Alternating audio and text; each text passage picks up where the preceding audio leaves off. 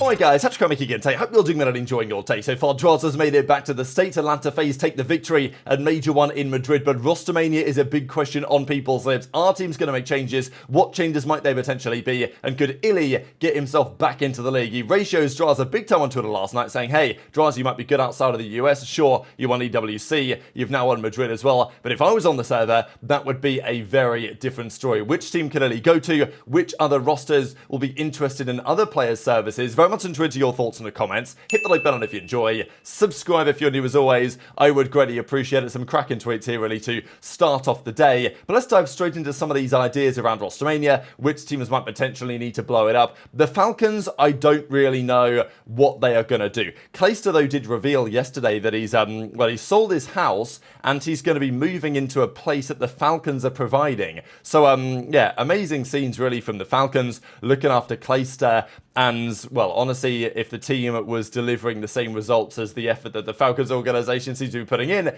then they would be far higher up the league. But the bottom line is that it's not looking so good. Teams don't want to scrim them because they've been struggling. And also they've been changing their roster all around the time, right? Because they had Wixel, then he's gone. They had King of Body, I mean, obviously at the start, then he's gone. Kix is gone as well.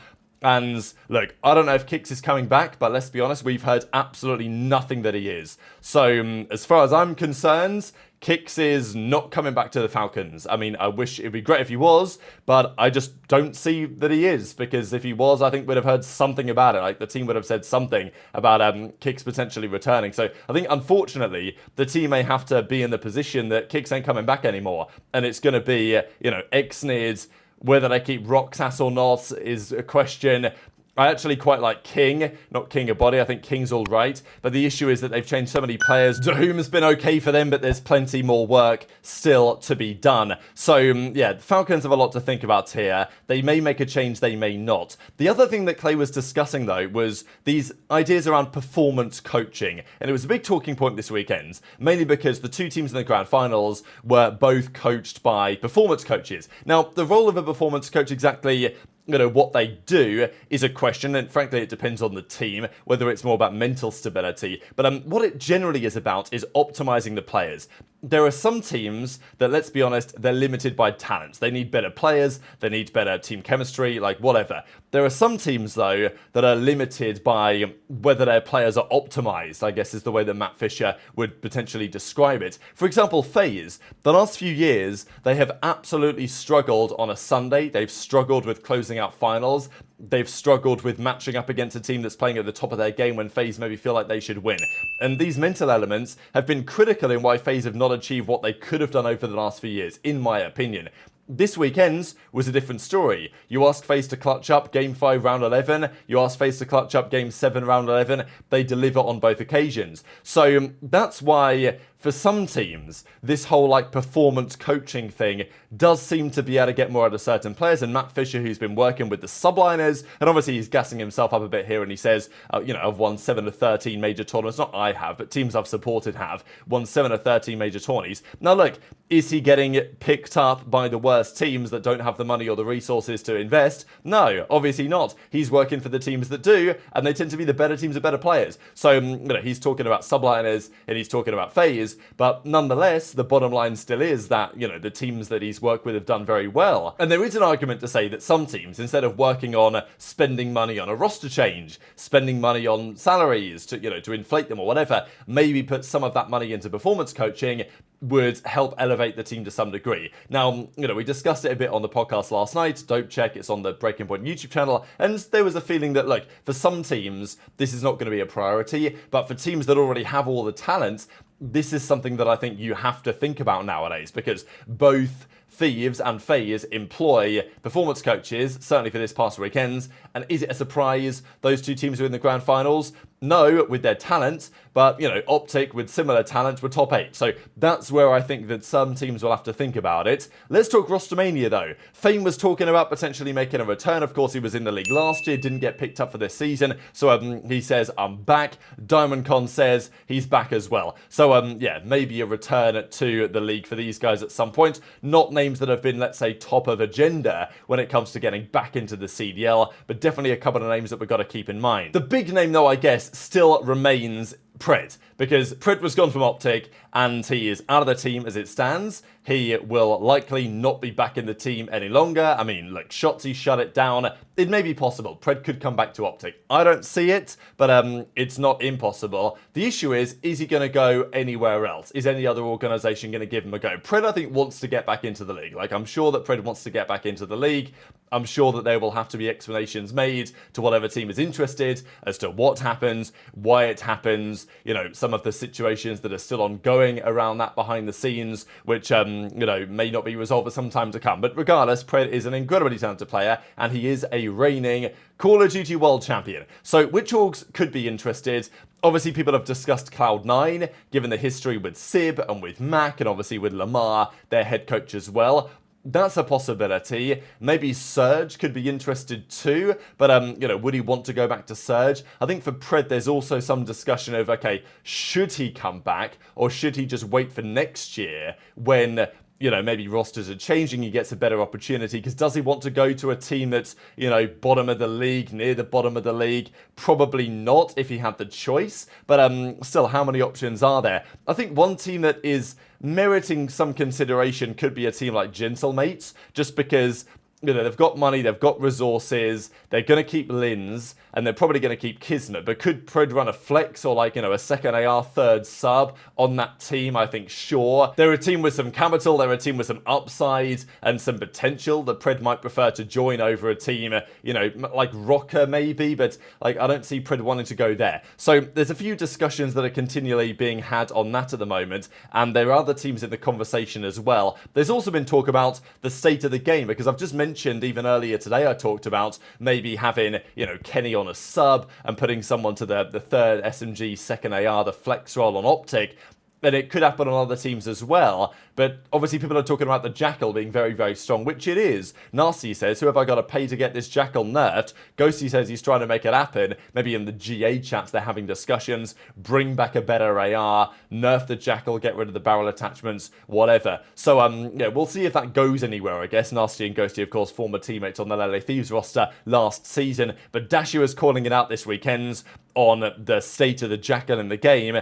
And these ideas around certain players becoming a flex or whatever, they don't necessarily apply so much if the, you know, the role dynamics change considerably and you tend to get the Jackal is now significantly weaker, which the pros may work on. But Drazah, of course, talked all sorts of trash this weekend. He backed up the talk, especially this round, Game 7, Round 9. Ghosty had the RC car out, and, well, Drazah runs right up the middle of the map, gets one, gets two, gets the third one as well. It was, I mean, look, let's be honest, not a play that Thieves should have allowed to happen, but it was a critical play. It ended up winning the series. Drazah then, you know, joking around, says, I hate LAN, like, wow, this environment is so bad for me. But he did say the following as well, am I only good outside of the US? So Drazah continually gassing himself up here on the timeline, and it's not like he's been bad on US soil, but to be fair, the last couple of events they've played, it's been an EWC in Riyadh, Saudi Arabia, which they won, and Drazah was very good. And this tournament, they won as well. In Madrid, Drazah was very good. So TJ says, yeah, you're only good outside of the States. Drazah says maybe it's the same thing for you as well. But then iLLeY hits him with the replies. And, I mean, well, kind of smokes him, right? So this tweet from Drazah got 2,000 likes. The reply from iLLeY here, you know, nearly 4,000. Of course, formerly known as YodaKing, and before that known as iLLeY. But, you know, Bud, you're only good when I'm not in the lobby, he says. So iLLeY's kind of saying, hey, like, watch out, right? Get me back in the league, and your and the Tiny Terror's reign of dominance over this league over the last couple of months will potentially come to a close. There was talk about the three-peat. I know that we discussed it yesterday. Drazah saying, oh, we've won the Minor, Madrid, and then, of course, EWC before that, back-to-back-to-back. But, you know, whether that's fair enough, I know some of you guys in the comments were saying, well, what about the Ksan tournament? Like, if the Minor counted, then, you know, does the Ksan LAN with FaZe, Thieves, OpTic, and Cloud9, they did a 4-team LAN, like, you know, does that count? The best teams pretty much were there. FaZe didn't win that one. So, you know, does that ruin the three-peat? I don't know. Who really cares, I guess? But we'll see at the next event. If they go to the next event and win, then, like, it is 100% legit. And they would be favourites to do so. They're currently on a 12-series winning spree, FaZe, which is not far off their all-time CDL records. Maybe iLLeY could be the man to shut that down. The question then becomes, where might iLLeY go? Some people are going to talk about OpTic, and I understand why. Here's Pamaj in the meeting room. You know, we've got Maniac here, we've got Karma, we've got Money Bows, and, you know, they're talking about COD. I don't know. They're talking about something anyway. Are they making a roster change? No, I find that very, very doubtful. I don't think it would be the right idea. But there has been talk about it, saying that, well, you know, could iLLeY come back in alongside that trio, like make the Shotzzy, you know, iLLeY Huke thing happen again? But, you know, look, we've seen it before with Dashy. It didn't exactly go to plan. I don't see that being likely. There are some teams that should be interested though. And these were the placings for the tournament. So Miami, they probably shouldn't change. If they are going to do anything, they might try Super, but, you know, they're not going to be a team in consideration. Ravens potentially could think about it, but I don't think that they will. Vivid proved himself on LAN, I thought. He was getting better. Teams that drop Vivid, it genuinely doesn't often work out for them. TJ and Slasher, they're not going anywhere. Their Search and Destroy has been too good. I think Slasher was good at the LAN. TJ's been pretty good at the LAN as well. Actually, very good at times. Pretty lackluster in the final series. And then Gwyn, he proved himself a bit more on LAN this time. So those teams aren't going to make a change. Anything, though, from 6th and down could consider it. Falcons aren't going to be probably an option for the time being. Surge, I think they'll be looking at, well, I mean, Hicksy, I doubt he stays at this point. I think that they'll be looking at someone like Neptune, for example. Obviously, Boston Breach, they could change, but I don't think that they will. Gentlemate could change as well. I think they may not, but maybe they should. Rocker, they will probably look at the likes of a Lunas, maybe a Fellow, for example, because, you know, Paul X, while he did have a better LAN, it may not have been good enough, to be honest, especially because his online stint was so poor. Toronto will stick it out, I'd imagine. OpTic, I think, will stick it out, I'd imagine. And then Cloud9 are a team that really should change, I think. But the issue is that, as I've mentioned, there's a few candidates, the likes of a Neptune or a Lunas or a Fellow, some of the top kind of theoretical names in challengers right now. If Cloud9 don't get any of those guys, they might be running thin on the ground in terms of opportunities to actually improve their roster dramatically. What do you do, though? I mean, look, Kremp is inconsistent. Mack has been pretty good generally. Sib got better on LAN. Attach is still looking pretty poor. So, yeah, I don't know where they go from there. But I think there's at least like 3 teams that absolutely should change. Maybe more than that actually will. But whether iLLeY finds himself kind of fitting into any of these spots, that to me I think is a bit of a question mark. Because if you're iLLeY and you're looking at the league, where would you like to go? I mean, I don't know. It's tough to say. Like, Rocker could be an option. I think Rocker is maybe the best chance of having Geo, iLLeY, because Geo's pretty solid. He could be a main if he wanted to be. Geo, iLLeY, and then Estriel and Nero. Like, I kind of like that. Paul X, as I say, was better on the LAN, but online he was like really poor. So I could totally understand why Rocker would consider a change. I mean, Cloud9, it's not impossible either. They could consider iLLeY. And then Seattle Surge, I don't think they will. I think they'll give Nastie and Abuzah a bit more time in those roles.